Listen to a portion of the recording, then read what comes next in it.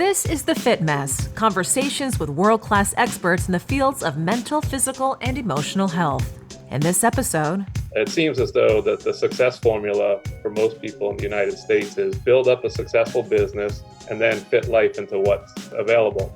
And we do the exact opposite. We say, no, we're going to live life and we're going to build and design a business to fit into what's left. Now here are your hosts, Zach and Jeremy.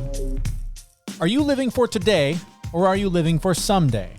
Are you putting off the life of your dreams when you could be living that way right now? We'll try to help you learn how in our conversation this week with Steve Cook. He is the author of Lifeonaire, an uncommon approach to wealth, success, and prosperity. Zach, the conversation we're about to have, I think, resonates or should resonate with so many people, particularly in a Western culture where we're constantly keeping up with the Joneses, constantly living for someday instead of living for today. Yeah, I think so. It's a constant conversation that I have with people. You know, the question just keeps getting asked, when am I going to start living? It's a weird question to ask, but I mean, I've even asked it myself. When am I going to start living? Because I'm always just hopping for the next promotion, the next big thing at work. If I can just get here, I'll be happy. And then the level changes. So I think this resonates with a lot of people. And it does change every time. Whatever raise you get, you think is going to solve your problem. Whatever job you think is going to be the title where you're finally happy, the house you buy that is finally the one where you'll feel comfortable. Like all of that stuff always just creates more question and more possibility of what's the next thing? Where's my next hit of happiness going to come from? It's when you can turn your eyes around and look inside. If you can focus there and figure things out there, and that's truly where it comes from, is the inside. It's not what you have externally and not what other people are thinking. And while I do like toys, they don't sustain happiness. Looking inside without an instruction manual can be daunting. It can seem like a big challenge, but luckily we found somebody who wrote an instruction manual. His name is Steve Cook. He is the author of Lifeonaire, an uncommon approach to wealth, success, and prosperity. We had a chance to talk with him just the other day, and we started by asking him, what is a Lifeonaire?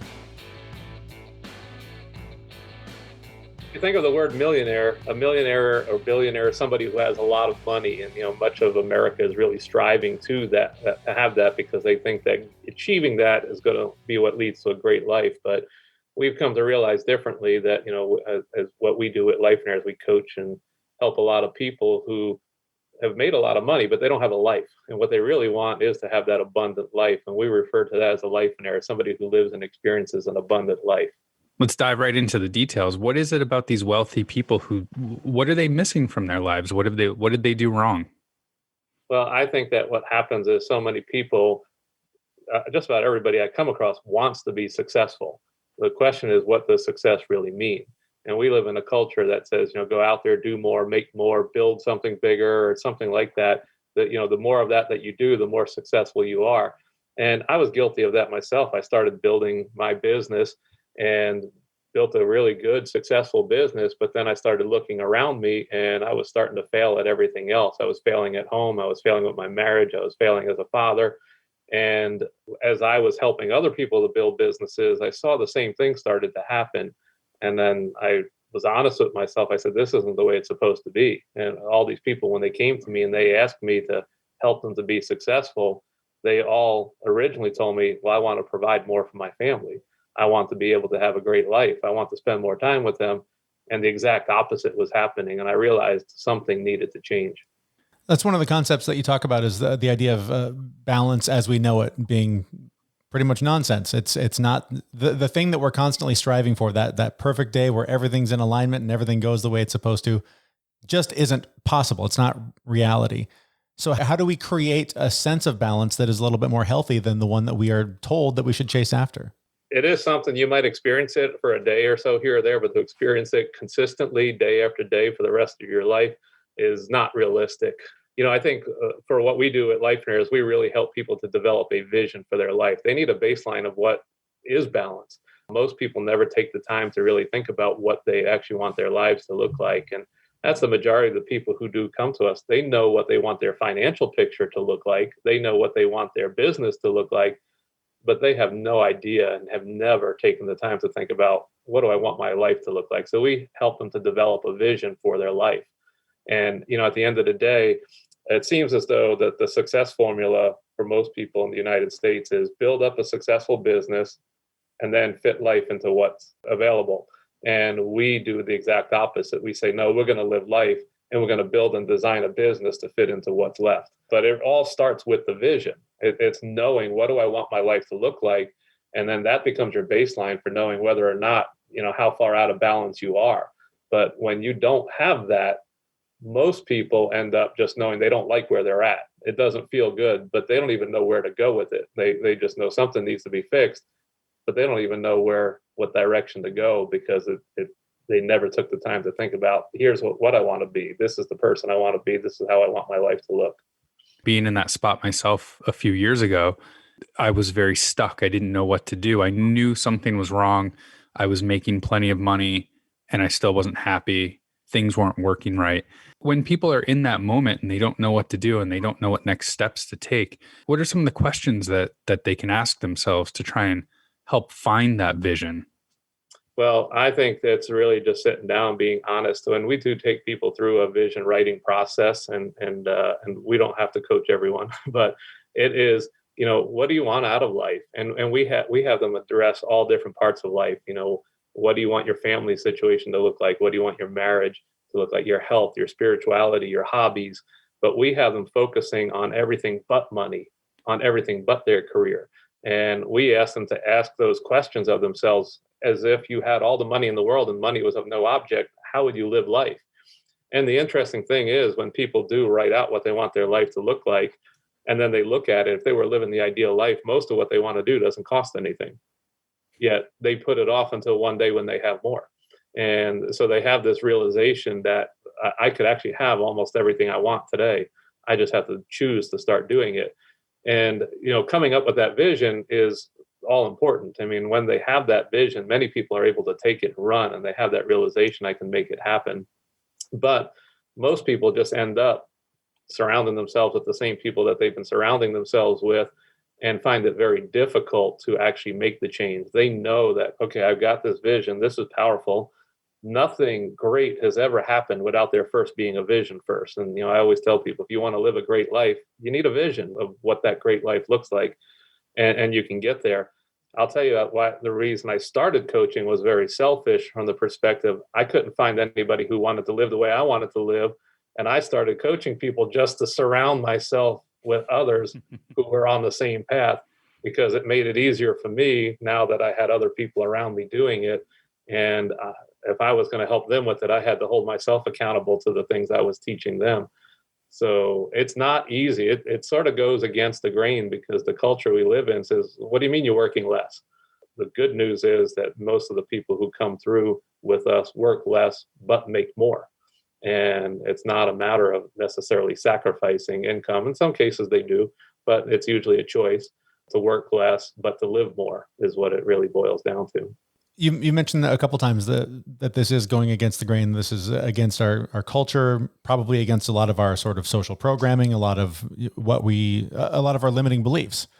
So I imagine that your clients must hit brick walls along the way. I have the vision. I know what I want. It's great. But then the water heater went out, or I got fired, or whatever happens, and it can throw people off, and sometimes just falling into bad habits. So how do you coach someone through those roadblocks when they come up to make sure that they stay on the path toward that vision that they've written down?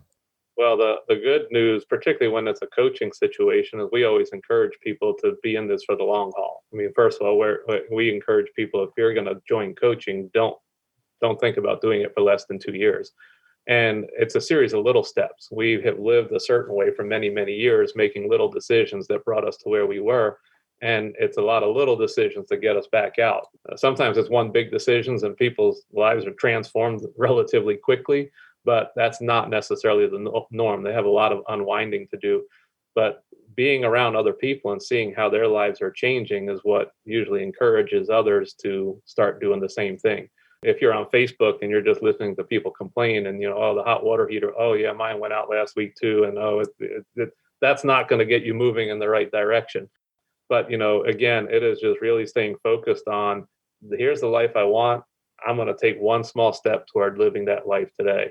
And, I love saying, if you take one small step every day in a year's time, you took 365 steps. Life's going to look different than it did a year ago if you just take one little step each day toward the life that you want to live.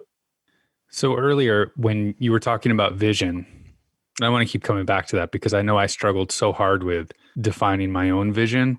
It struck me as interesting because I never thought about it the way you mentioned, like where money is no object, right? If money is no object, what would you do? That's such an interesting way to look at it that really kind of helps you define that vision better. I have to imagine that some people, you say, what is your vision? And they can't tell you. Thinking money's no object, they still can't tell you. What are some of the questions that you ask people or that we should be asking ourselves that are the really hard questions that really give us those aha moments that really help us out there? Yeah, and that is a phenomenal point because a significant portion of the people in the room struggle with that when we do walk them through that process. I'll share one quick story and then come back to the question. But I have two people who I work with today who, when they went through this process, they couldn't come up with anything. And one of them, the only thing that he could write down, and this is after 3 days. The only thing that he could write down was, I want to get down to working 3 days a week. That was it. And he was so busy working all the time that he couldn't even dream. He couldn't think about what he wanted out of life. But I just want to share just how powerful it is. About a year later, this guy called me up and he said, Steve, I wanted to know if I could come on out and see you. And he brought his workbook with him and he showed me his workbook. And he said, this is the only thing I wrote in there, that I just want to get down to 3 days a week.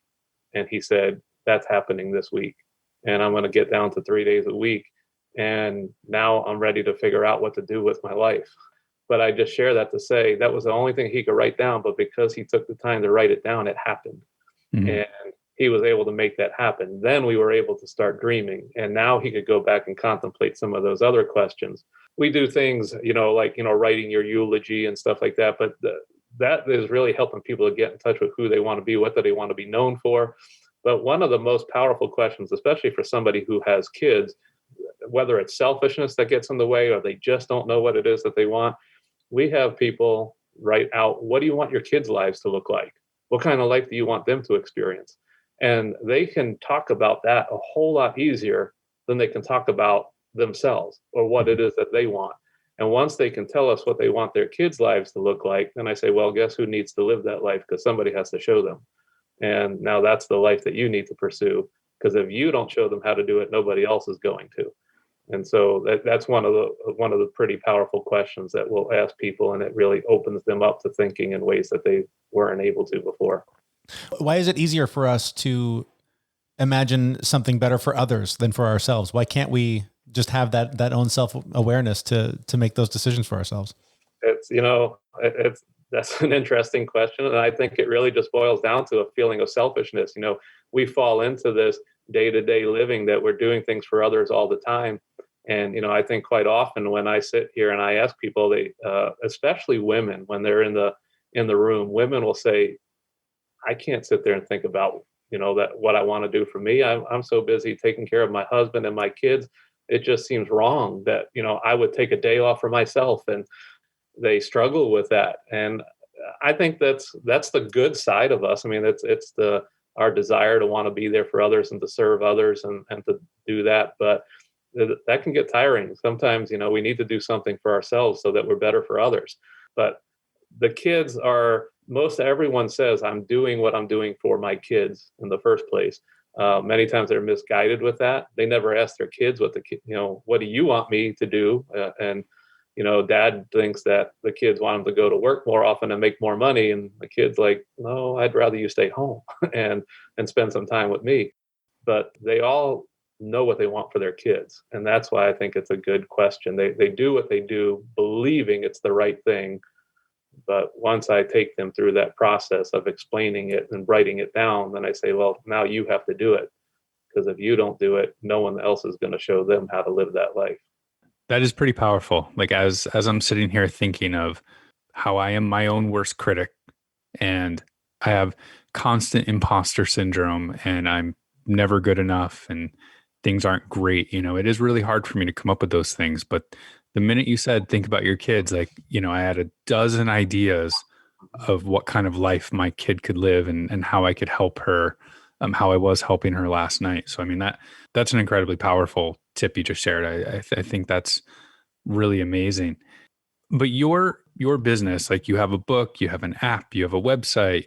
I think the shorter list is going to be like, where aren't you guys? Right? You do live in-person sessions and retreats.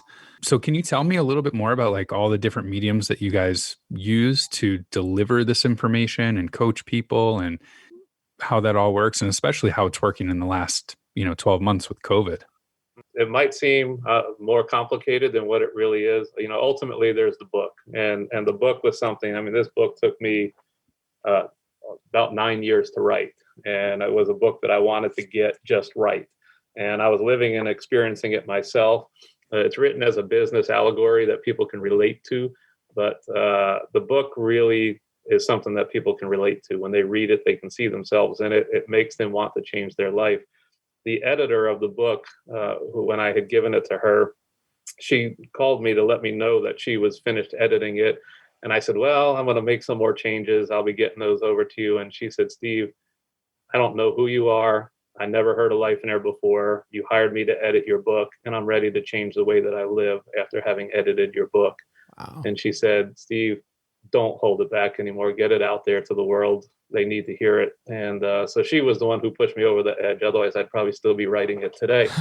But the next step in the process is for people who want help with writing their vision. We bring them out to, we do a workshop, and it's a live workshop, and we just take them through this whole process. And the goal is, at the end of the retreat, you are walking out of there with a vision for your life and an action plan to begin to start moving in that direction and living life. As far as the app and our community and through the website, that's really just trying to bring other like-minded people together. It's a community where you can just participate in. It's a free community to participate in. But then there's those who decide they want to go one more level. They want coaching. They need help with this, and they're really serious about it. And the majority of the people who we do coach are entrepreneurial, small business owners. They're very driven, and they've realized that the cost of their success was more than they wanted to pay, and they now want help. They want a good business, but at the same time, they don't want to neglect their family while building that business. And that's our area of specialty. We do a really good job of helping them and then redesigning their business to serve the life that they want to live, rather than helping them to, keep going down the path that they were on and making more money and potentially losing everything that's important to them. You mentioned people walking away with a vision and an action plan. And I want to put a really fine point on this, because too often in sort of the self-help space, when it comes to having a vision, people are told, have a vision and my God, it will just fly in the window and land in your lap. It's more than that. That's the end goal, but you have to actually take action to achieve that vision, right? 100%. And, oftentimes, a vision, like I said, is a very powerful thing. And I shared the story of the guy who just wrote, get down to 3 days a week. He just wrote that down. I have no idea how many times he looked at that, whether there was an action plan. And so the point that people say, just write it and it'll happen. That's not always the case. And sometimes the problem with the vision is people are overwhelmed by their own vision. It feels bigger than what they can do. And so what we do in helping them to develop the action plan is really working on, well, what are the first steps that we can take? Let's not look at the big picture, because yes, it is intimidating. It is overwhelming. And, some of those things are easy, but some of them are big. And instead of focusing on the big thing, which is going to make you take a step back and say, you know what, I can never have that. Well, what can we do today? What can we do this week that will get you closer to that? And then next week, we're going to revisit what's the next step that you can take. And then, things that people think are going to take 5 or 10 years to happen in their lives typically happen in 6 months to, a year. And we see people's lives completely transformed in a relatively short period of time just because they started taking the steps. But that's the key to that action plan, is giving them small actionable steps that they can actually take right now. Do a lot of people have visions that just aren't realistic? I mean, do you run across many people that happens to 1 in 3 million people lower the bar? Is that a reality? Well, I never tell anybody to lower the bar. It's their vision. And that's one thing I'm very, very careful of, is to not write people's visions for them. We always point out that, listen, the world has already written your vision. You've been living somebody else's vision for your life, whether it's trying to impress your parents, your high school buddies, or your college friends, or, you're comparing yourself to somebody else. It's time for you to make the rules for your life. And this vision needs to be yours. And so regardless of what somebody puts in their vision, our goal is to help them to get there. And then we'll help them with developing the action plan to get whatever it is that they want. We let them come to the conclusion sometimes that it's unrealistic, that this is not what I really want. And we do see people go through different phases of their vision. Sometimes their first phase of writing their vision is usually what they want. And it's the things and the stuff. And shortly thereafter, they start switching to what do they want to experience. And, and we see this progression. And then after they've been through experiencing a bunch of things, their vision usually transforms into who's the person that they want to become. And then finally they end up, how do I want to give back? How do I want to make a difference? And we oftentimes just see that progression. And some people move through that very quick as far as their vision. But we want that to be a process of self-discovery. We don't write that for them. And our goal is, regardless of what their vision is, we'll challenge them and we'll ask them, why do you want that? So as a quick example, I did have a guy that young wanted a boat. And he wanted a 42-foot Sea Ray boat, to be specific. And I said, well, how much does that boat cost? And he said, well, it's about $550,000. And so I thought, okay, this is going to be hard. And so I said, do you really want to own this boat? He said, yeah. What's wrong with me having the boat? I said, there's nothing wrong with having the boat. And as I dug deeper, I said, well, what do you want the boat for? What are you trying to accomplish with the boat? And he sat there and he thought about it for a little bit. And he said, I remember one time when I was 19 years old, I got invited to go out on a boat with some people. And that day was just an incredible day. We all just had a ball. And he said, I remember the guy who had that boat, one who invited us all out. I just wanted to be like him. And I wanted to be that provider of fun that he provided for everybody else. And then I said to him, I said, so what you want to do is you want to be the provider of fun. You don't necessarily need to own the boat.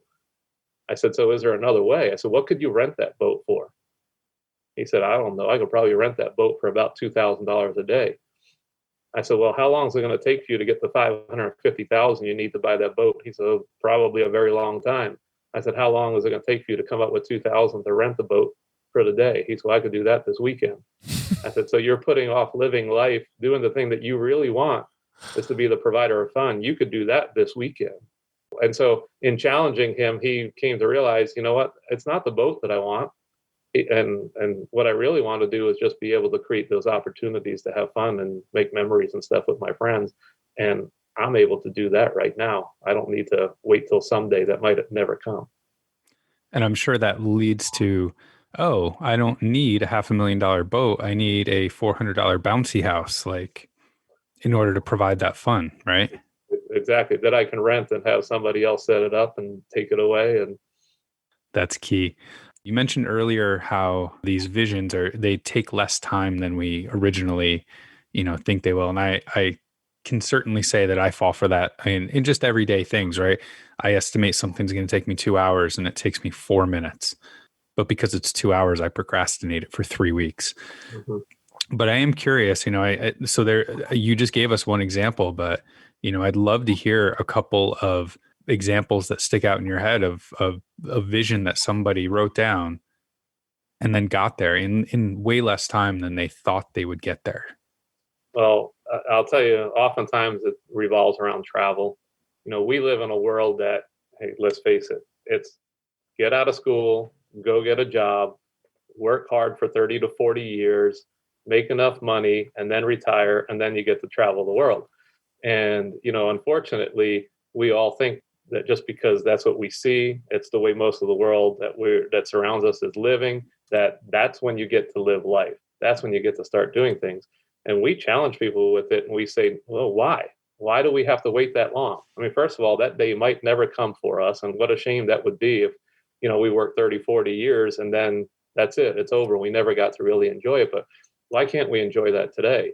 And so for me, and one of the ways that I really challenge myself is I want to experience that with my kids. I want to experience it right here and right now. So I'll share a quick story since you wanted a specific one. I have a guy, the first time that he came to me, he was 28 years old and very, very driven, married, had 2 kids at the time. His wife was ready to divorce him. And when I had met him, and he didn't tell me that, I found out from her later. But he came and I was really challenging him, and he wanted to just get bigger and better with his business. He wanted to do more, and she was already feeling disconnected, like this was going in the wrong direction. Well, when he came to me, I was telling him to focus on doing things in his business that would free up more of his time. And he came home from the event and his wife said, okay, so what'd you learn this time? And he said, he told me to work less and to spend more time with my family. And she said, really? I want to know and I want to hear more about this. And so they actually came out to one of our workshops a few weeks later and they brought some friends with them. And that was just a transformational event for them. It completely turned their lives around. They're one of the greatest couples that you'd want to see, but he was working and working and working and working, hoping that someday, he'd make enough money to where they'd be able to retire and they would be able to travel. Well, he's 33 years old today. They spend 6 months of the year on the road traveling. Most of the time I support a school down in Guatemala, but he has become extremely involved with that. They are spending anywhere from 4 to 6 months out of the year in Guatemala. They've had another child and adopted 3 kids. They have 6 kids. They travel all around the world. He's actually now the president of that nonprofit. But the whole point with all of that is this was a kid who was doing the same things that his parents had done. And it was work, work, work. So someday I could enjoy life. After he had been to my event, about 6 months later, his father comes to my event. And this gentleman comes walking up to me and he just says, hello, my name's Kurt. I'm here to find out what happened to my son. And he said, because we're in business together and he used to work all the time. And every time, we would sit there and do things. Now he doesn't seem to have time to work. He still gets his job done, but he's spending all this time with his family. And I want to know what happened to him. And to make a long story short, this transformation with him was so much that his father's life is completely transformed. His mother is a coach for Lifeonaire today. And he just, that one person, it was just transforming everything within his life. But they're a couple who is in their early 30s who spends more than half the year traveling. And they came to realize that if we want to travel, we just need to structure our lives in such a way that we can do that and not buy into the lie that we have to be 50, 60 years old when we do that. And he really bought into one thing that I really love. I want to travel, but I want to experience it with my kids. I don't want to, when I'm 60 years old and then they're grown-ups with their own family, send them postcards and tell them how great traveling is. I want them to experience it with me today. So my 15-year-old's probably been to 31 different countries at this point and traveling with us. And my 10-year-old's probably been to about 12 to 14. So wow. we want them to experience the same things. That's so great. All right. So I'm ready to unplug from the matrix. I'm ready to follow your advice and create a vision for my life. Where do I find out more about this and get your help and your free book? Start out with reading the book. And, even when people do just come to me and say, Steve, I'd love to get coached by you, I say, before you even do that, read the book, go to one of the events, make sure it's a good fit for you. It's not going to even cost you anything for the book. You can go to lifeonaire.com and download a free copy of the book. Our goal is to just get the message out there. I've been very blessed. We've had a great life, but the more people I can get to read this book and it does a great job of communicating the whole message. And whether or not somebody wants to take additional steps after that, they can make that decision after, having read the book and experienced more of who we are and what we do. Well, it's important work you're doing and appreciate you taking the time to talk to us today and best of luck moving forward. Well, thank you. Thanks for having me.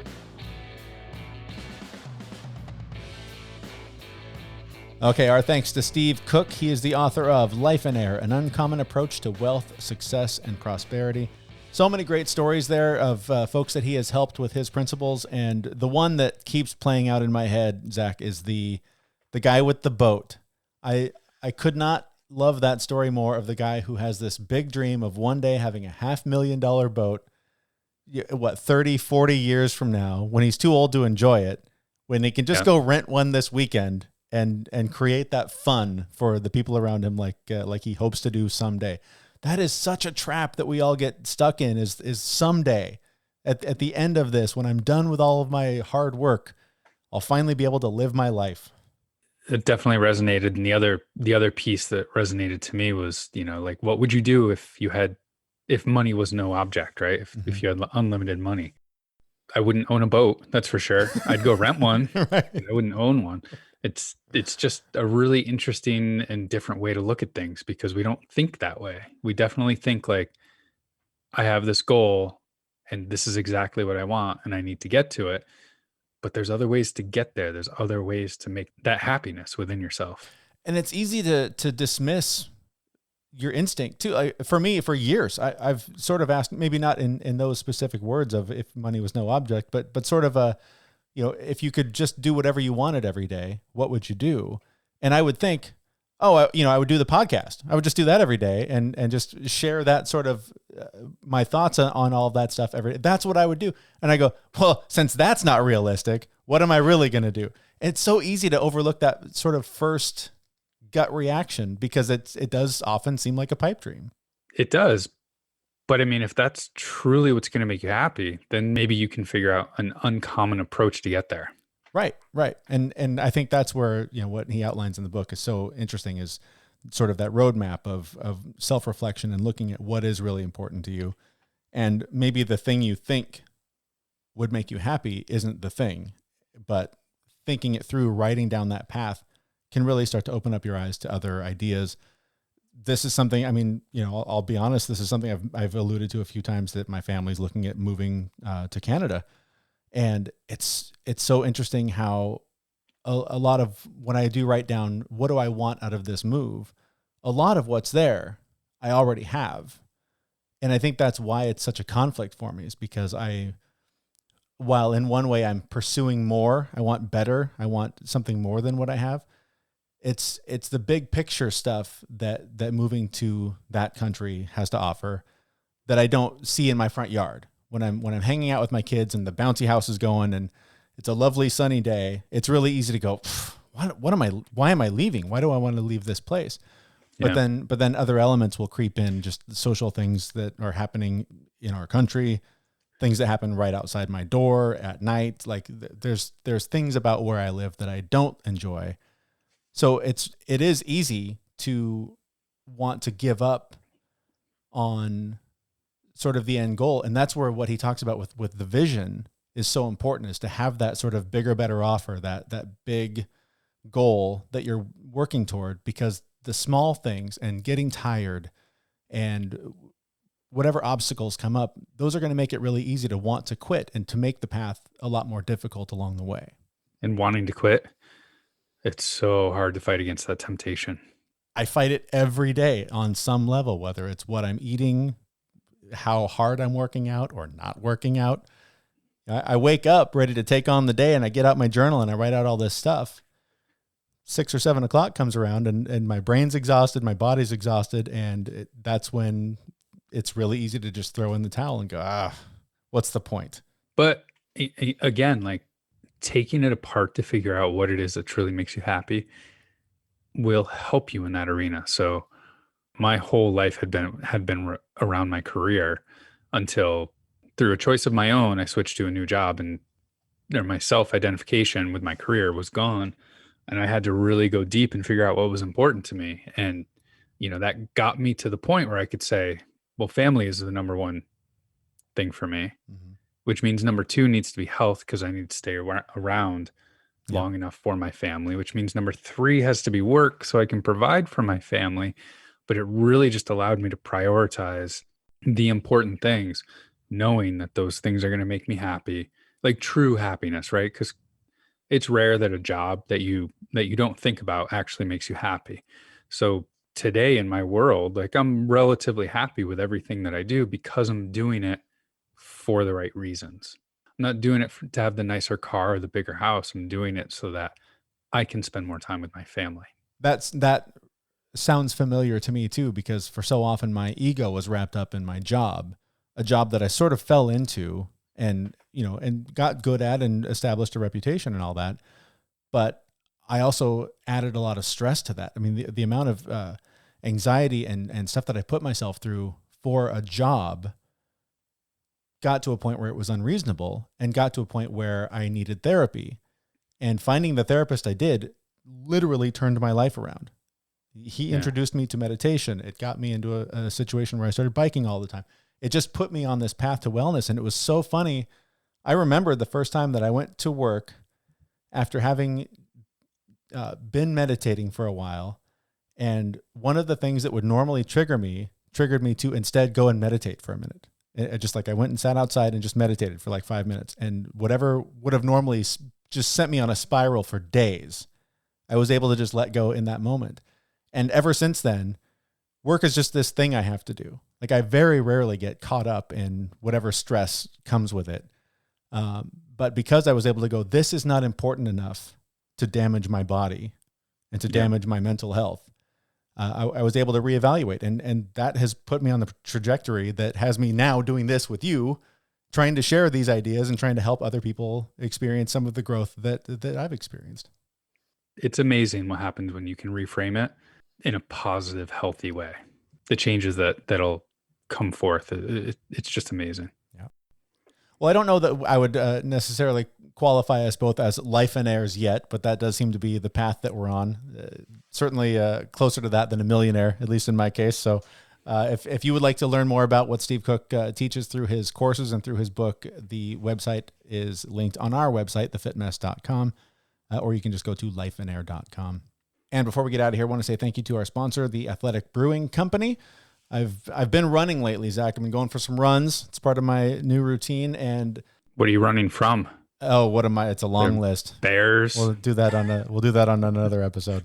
But I've been going for runs, and the Run Wild from Athletic Brewing Company is a great way to finish my run because there's no alcohol and there's lots of nutritional benefits to drinking non-alcoholic beers as part of your recovery plan. You can find out more about them on our website, thefitmess.com. And while you're there, subscribe to the newsletter so you never miss a thing that is related to the show, and subscribe on whatever podcast player you are listening to right now. Thanks so much for listening. We will be back next Wednesday at thefitmess.com. See you, everyone. We know this podcast is amazing and doesn't seem to lack anything, but we need a legal disclaimer. Prior to implementing anything discussed in this podcast, it is your responsibility to conduct your own research and consult your physician. You should assume that Jeremy and Zach don't know what they're talking about, and they're not liable for any physical or emotional issues that occur directly or indirectly from listening to this podcast.